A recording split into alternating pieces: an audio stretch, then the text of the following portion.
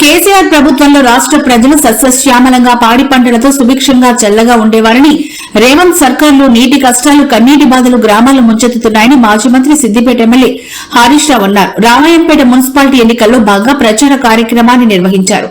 ఈ ప్రచారంలో ఏర్పాటు చేసిన సభలో మాట్లాడుతూ రామాయంపేటను రెవెన్యూ డివిజన్ గా చేసిన ఘనత కేసీఆర్దేనన్నారు. ఈ ఎన్నికలు ఓ ఎమ్మెల్యే కోసమో, ఎమ్మెల్సీ కోసమో, మంత్రుల కోసమో కాదని మీ భవిష్యత్తు మీ ప్రజాపాలన కోసం జరిగే ఎన్నికలని, ప్రజల కోసం పనిచేసే నాయకులను ఎన్నుకోవాలని ఆయన పిలుపునిచ్చారు. బీఆర్ఎస్ బలపరిచిన అభ్యర్థులకు మద్దతుగా ప్రజలు నిలవాలని, గత ప్రభుత్వం ప్రజలకు ఇచ్చిన హామీలు ఎలా నెరవేర్చిందో, ఈ ప్రభుత్వం హామీలను ఎలా మరిచిందో ఒక్కసారి గ్రహించాలన్నారు. బీఆర్ఎస్ కౌన్సిలర్లను గెలిపించుకుని మున్సిపల్ పీఠం బీఆర్ఎస్ కి దక్కాలని ఆయన పిలుపునిచ్చారు.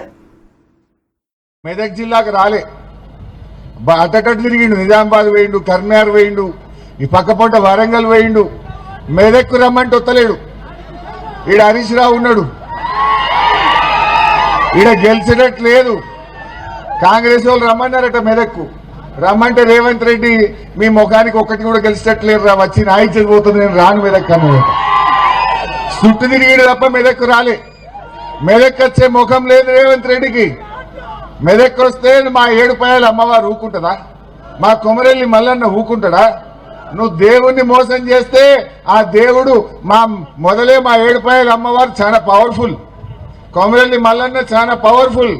ఇలా దేవుళ్లను మోసం చేసి ముఖం లేక ఇవాళ మెదక్ జిల్లాకు రేవంత్ రెడ్డి రాలేదు, వచ్చే ముఖం లేదు. అదే విధంగా ఇవాళ రేవంత్ రెడ్డి